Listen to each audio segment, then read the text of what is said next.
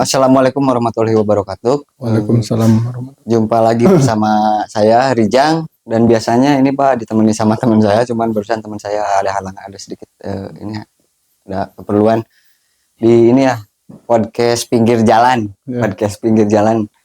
Kenapa podcast pinggir jalan? Karena posisinya emang kita di ini di pinggir jalan. Kalaupun ada nanti ada bising-bising suara apa itu, jadi namanya podcast pinggir jalan. Alhamdulillah, terima kasih kita siang hari ini telah kedatangan tamu yang lumayan spesial gitu. Silahkan perkenalkan dirinya. Bismillahirrahmanirrahim. Assalamualaikum warahmatullahi wabarakatuh. Perkenalkan, nama saya Haji Dadan Wildan. Saya caleg dari Partai Golkar nomor 5, perwakilan Dapil 2 dari Partai Golkar. Kalau nama desa, alamatnya dari ya, Desa Mekar Asih, Kampung Cipetei. Domisili itu. Ya, itu domisili saya. Asli Putra Malangbong. Ya, asli. Saya 100% saya ini asli. sebutnya apa ya? Bapak, Pak Haji, Akang atau apa? Bebas. Bebas ya. Nah, di podcast kali ini kan bicara tentang politik ke depan ya, karena menjelang politik ya, pesta demokrasi di negara kita ya, 2024-nya.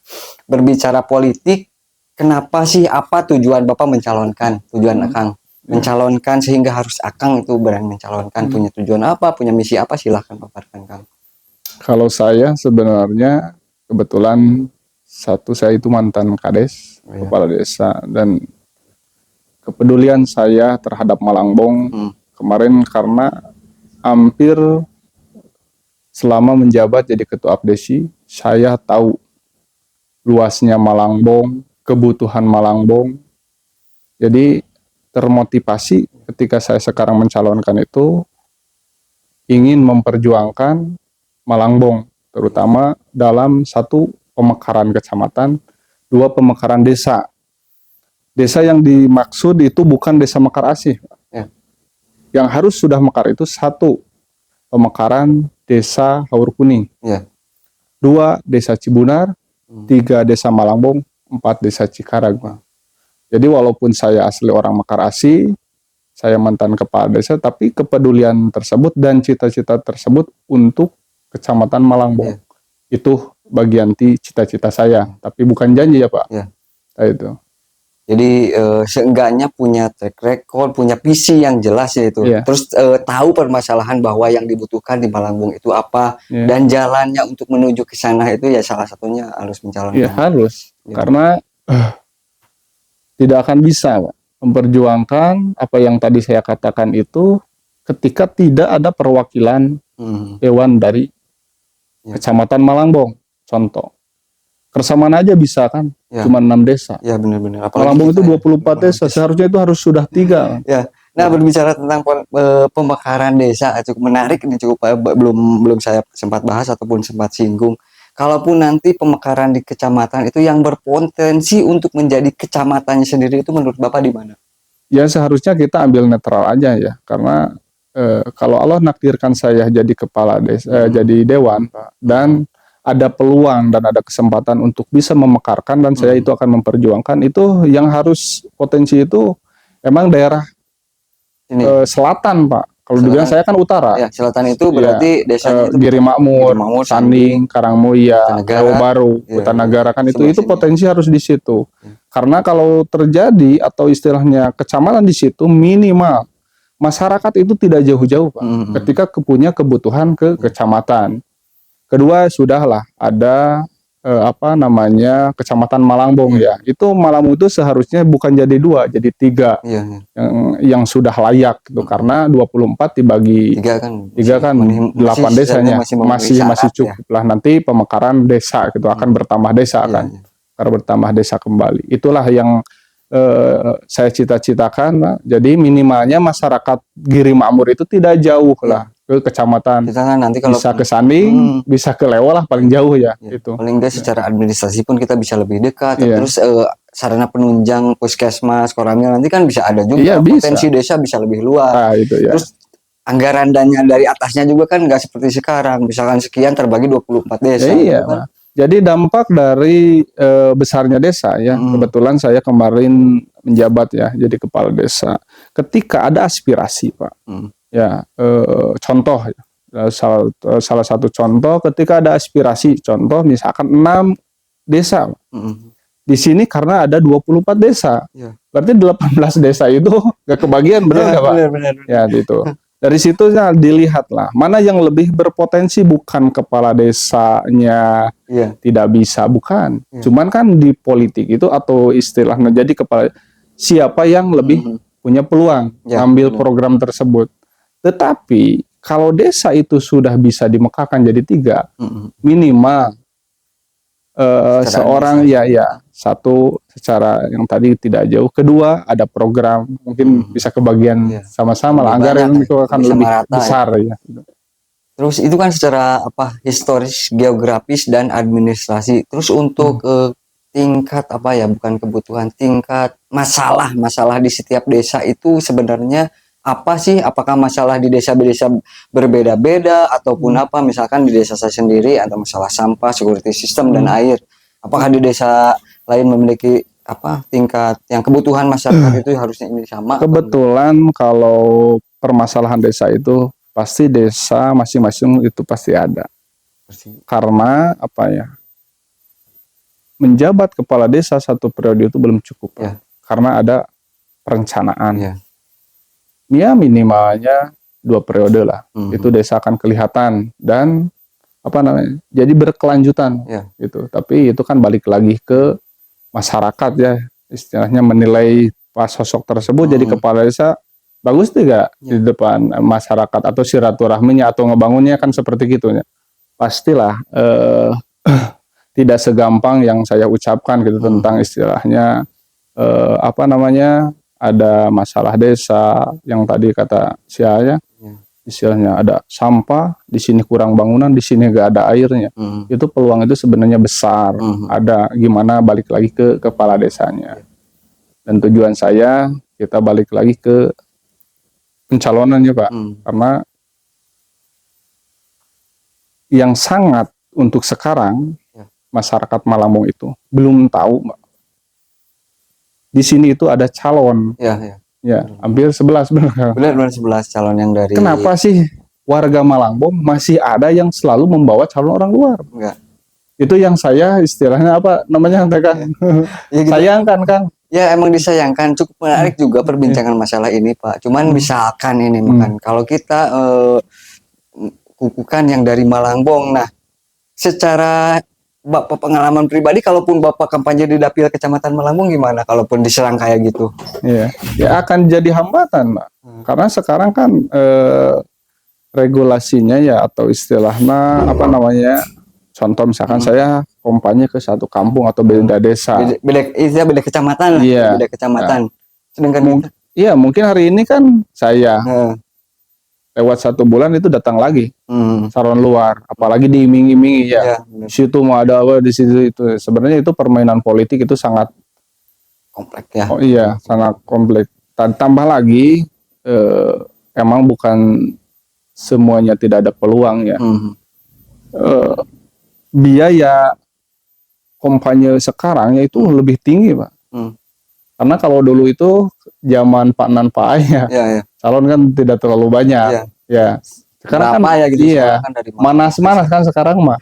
Misalkan, wah kemarin mah datang si A partai A cina ngasih apa, kan lebih balik ke sana masyarakat sekarang, benar nggak? Ya secara persaingan pun gini ya, jangankan di beda kendaraan politik gitu, secara satu partai aja kalau misalnya satu kecamatan kan udah jadi apa? Jadi lawan. Cara itu menarik sih.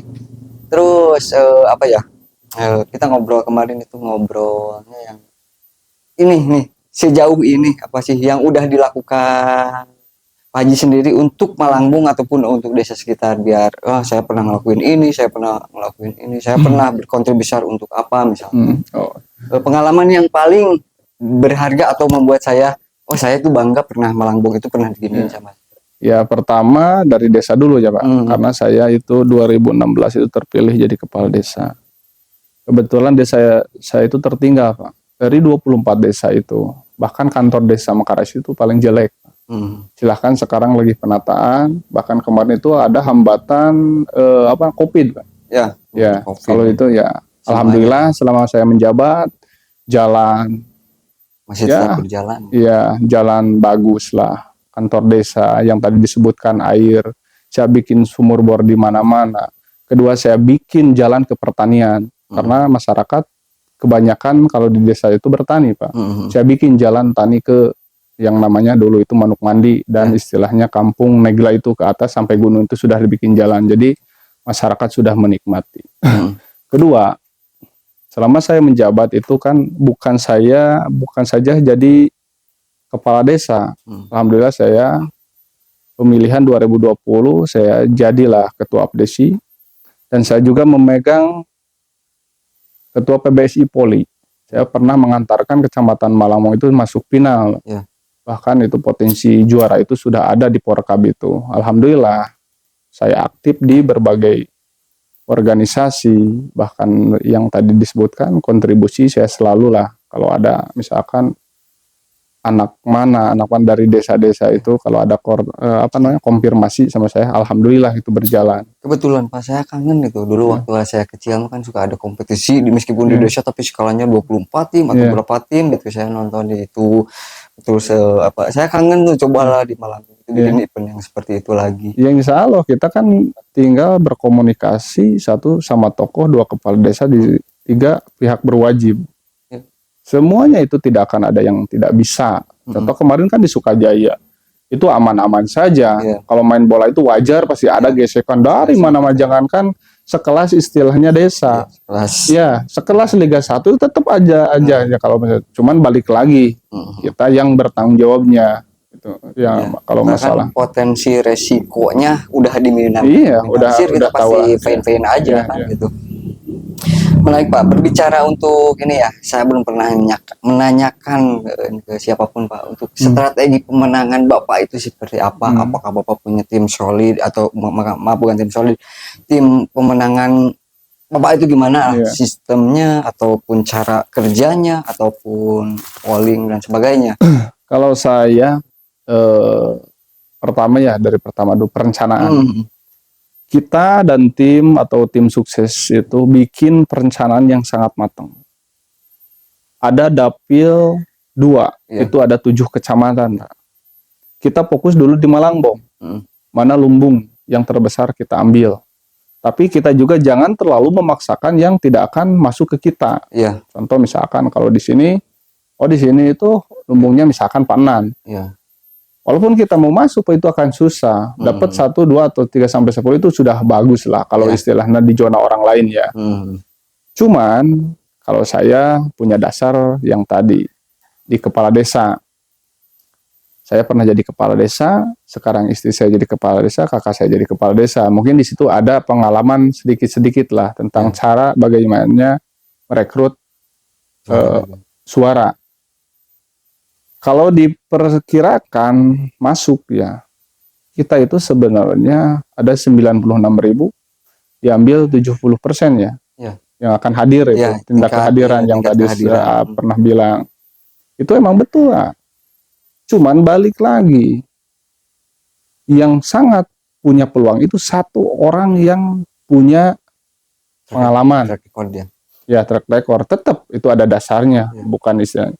Kedua, yang turun ke lapangan. Kita itu, kalau saya pribadi, bukan tidak percaya ke tim sukses, tapi saya sendiri juga turun langsung. Belusukan ya. Turun langsung 24 desa, kalau dihitung hampir sudah 97 titik Pak. Itu di Malangbong doang. Jadi Mamur dah? Iya. Jadi Mamur? Udah masuk. Nanti mau belusukan lagi? Iya, belusukan lagi. Nanti kan pematangan bentar lagi lah ya. Nah, dan di kecamatan lain mungkin kita punya saudara, punya rekan, ya itu harus tetap masuk. Minimal itu per TPS itu harus masuk 5 lah. Ya. Makanya kalau dihitung per TPS rata-ratanya kali 1.400 kurang ya TPS dapil 2 itu kan. 10 aja per TPS. Suara kita hampir sudah 13.000 sekian ya. Itu insya Allah lah lolos gitu. Kalau secara strategi atau peluang gitu, itu harus pakai sistem seperti Ya, itu. harus market yang benar, perhitungan yang benar, ataupun paling enggak kita pakai konsultan ya, Iya, gitu, harus. secara lebih jauhnya Iya. gitu, biar kita bisa memantau, biar bisa ini ya.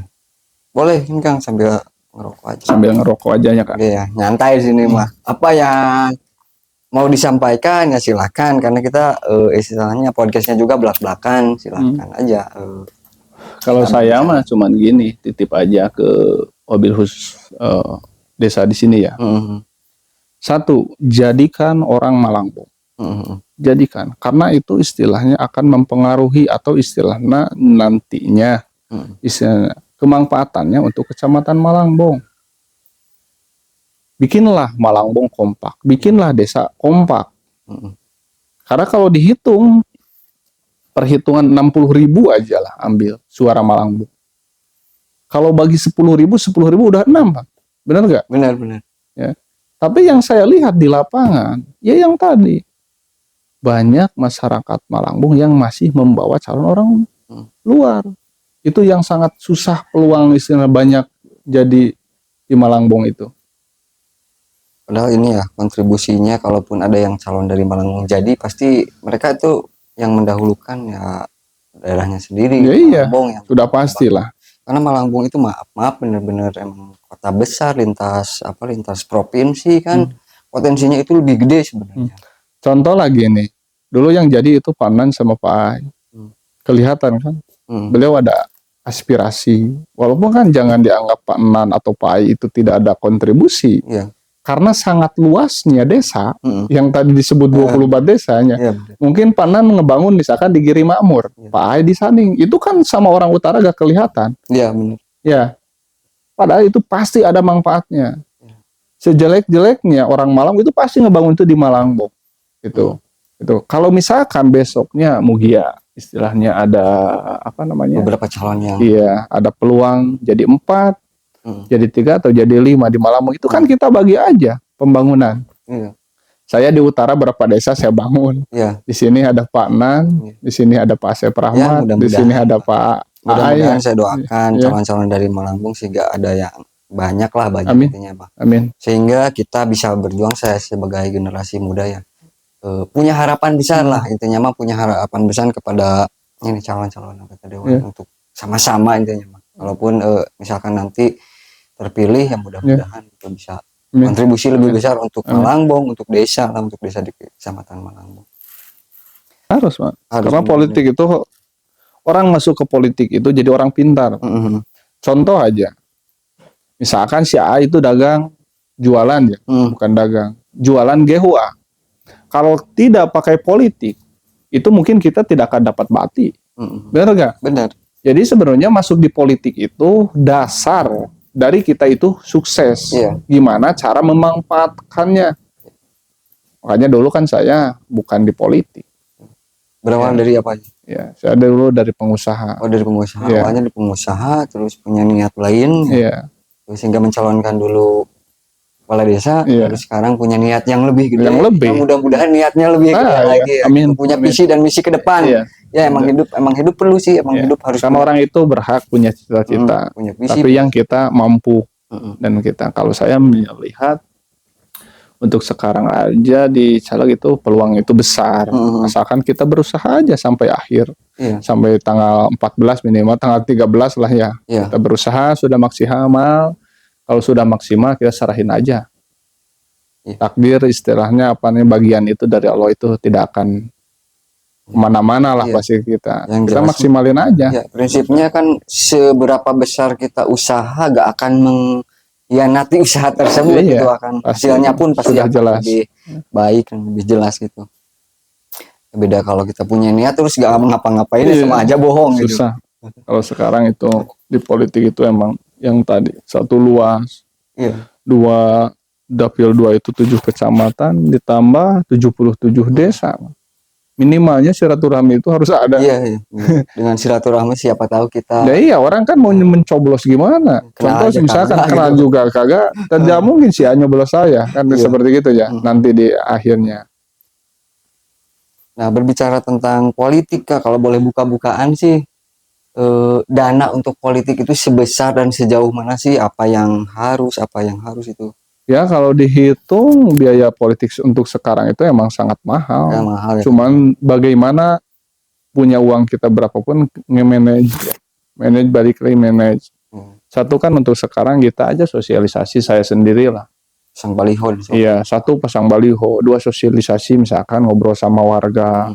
Mana mungkin kita Warga mau diam-diam gitu ya. kopi Pada apa dasarnya kan seperti gitu ya. Kali beberapa tempat puluh beberapa titik gitu ya. dan itu belum istilahnya adalah tim sukses ya untuk operasional untuk apa kan tetap Iya. kalau dihitung itu besar kos politik untuk sekarang. Cuman nilainya dalam itu kalau masalah nilai mah tergantung kita Tergantung, ya tergantung. Bisa aja dengan kita misalkan lagi ada rezeki kita turun Iya. sambil silaturahmi. Kalau emang lagi namanya uang lah, namanya lagi gak ada ya udah sambil istirahat aja. Kita berusaha lagi. Cuma gitulah kalau di politik. Kebetulan saya tidak akan bisa ngobrol terlalu jauh. Iya. Karena kebetulan kan saya itu baru mencalonkan. Mungkin kita itu sama lah. Beda sama Pak Ali dan Pak Nan. Gitu. Dia kan pernah jadi. Bagaimana mungkin bukan sudah punya strategi. Bagaimana mencapai suara.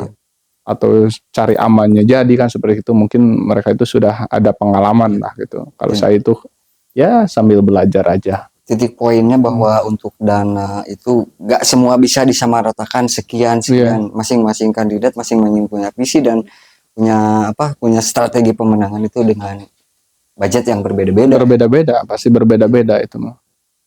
Dan kalau di politik itu kan banyak uang, kalau tidak terkenal dan tidak silaturahmi itu belum tentu menang. Banyak silaturahmi atau bisa dikenal kalau gak ada uang susah juga gitu. Kalau untuk sekarang itu beda sama dulu Pak. Dulu itu kan nyalon kades aja itu gak terlalu pakai uang. Kalau sekarang kan yang bermunculan banyak pengusaha-pengusaha mau di kades mau di dewan tuh yang turun politik sekarang. Untuk sekarang itu jadi bisa menutup orang yang ingin istilahnya punya cita-citanya tapi tetap kendala di masalah keuangan itu pasti ada juga kendalanya seperti itu. Faktor ini Pak, faktor yang membuat orang sekarang berbondong-bondong ingin berpolitisi ataupun orang ingin menjadi kades dalam tanda kutip itu sebenarnya faktor apa sih? Apakah faktor kinerja ataupun feedback ataupun keuntungan ataupun salary gajinya udah cukup lumayan ataupun apa sih yang membuat orang itu pingin? Apakah dari faktor sana ataupun ada faktor lain atau karena saya ingin berkuasa atau saya jadi gini Pak, kan ada banyak ya kalau pemikiran orang beberapa faktor yang tadi dibicarakan sama si A itu poin-poinnya itu semuanya hampir masuk semua ada karena gini orang mau nyalon kades nyalon dewan itu punya tujuan tidak mungkin kalau tidak punya tujuan itu balik lagi ke pribadi. Yang tadi ada juga yang melihat kalau kita itu jadi kades itu wah pasti jadi apa jadi terhormat pasti ada lah udah pasti ada cita-cita seperti apa lah, sudah kelihatan lah tidak mungkin kan mereka itu nyalon atau istilah beliau itu nyalon kan tanpa sudah wah kalau nyalon nih bakal gini kan gini. Ya balik lagi lah yang poin-poin yang tadi sama si A itu pasti ada semua cuman balik lagi ke pribadi mereka punya niat apa? Kalau Allah kasih dan masyarakat itu kesempatan, itu balik lagi kan. Makanya kan contoh yang nyalon. Ada sudah nyalon, kadang incumbent seakan kalah sama yang baru atau sama pengusaha kan. Nah, kebanyakan sampai sekarang kalau saya lihat lah gitunya. Sekarang itu pengusaha kenapa masuk politik? Karena itu jembatan. Pengusaha itu kebanyakan sekarang sok lihat. Ya. Dari kades saja sampai ke atas itu yang muncul itu sekarang pengusaha. Karena yang tadi kos politiknya dia kan sudah siap. Benar nggak? Benar. Itu. Dia itu pedenya karena punya uang. Kadang orang jadi kades atau jadi dewan itu gak bisa bicara aja. Benar nggak? Benar. Itu. Tapi kalau punya uang kan, tinggal tim sukses dibikin. ada kesempatan politik ya. Gitu. Benar. Itu. Nah, jadi balik lagi lah. Garis besarnya mah kalaupun yang benar-benar melek politik, bahwa kita itu berpolitik harus punya melihat dari figurnya siapa, Ya iya, track recordnya bagaimana, Iya. termasuk yang punya uang atau enggak harus kita pikirkan ya ya. harus. Hmm. Tidak mungkin, contoh misalkan gini, saya itu misalkan awalnya dari kepala desa, minimal itu ada dasar politik. Ya. Ya, kedua tinggal lihat dari calon-calon di Sedapil, bukan orang Malangbong ya, karena jangankan 11 orang, Ya. mau 1.000 orang di Malangbong itu berhak kalau mau mencalonkan. Cuman analisa, misalkan orang itu kan berbagai, misalkan ada yang suka ke kuning, merah, hijau kan, ya Harus ada partai. kendaraan politik ya. Iya, gitu. Tapi cuman lihat, kalau misalkan di kuning, satu dapil itu harus lihat dari 1 sampai 9 nomor itu, mana yang lebih istilahnya punya potensi. Ya, jangan hanya kedekatan. Ada saya mah dekat dengan ini. Buat apa kalau kalah? Ya. Ya. Terutama coba orang Malang itu berpikir lebih cerdas. Jadikanlah orang Malangbong. Ya. Ya. Jangan bawa-bawa calon orang luar. Itu tetap poinnya. Bikinlah Malangbong kompak. Jadi judulnya Malangbong ngahiji. Kudu ngahiji. Malangbong ngahiji untuk kemajuan dan kemaslahatan, untuk perubahan yang lebih baik. Iya, kayak gitu. Oke, menarik juga lah. Cuman sayang waktu karena mungkin kesibukannya juga. Silakan, saya persilahkan closing statement. Perkenalkan ataupun supaya masyarakat Dapil 2 itu kenapa sih harus memilih Bapak? Silakan closing statement sebagaimana mungkin lah. Pokoknya mah pilih nomor 5, asli orang Malangbong, Dapil 2 dari Partai Golkar. Well. Ya. Tepuk tangan, oke ya. Terima kasih untuk kedatangannya. Kita akhiri saja podcast sore hari ini. Terima kasih. Wassalamualaikum warahmatullahi wabarakatuh. Waalaikumsalam Terima kasih ya. warahmatullahi wabarakatuh.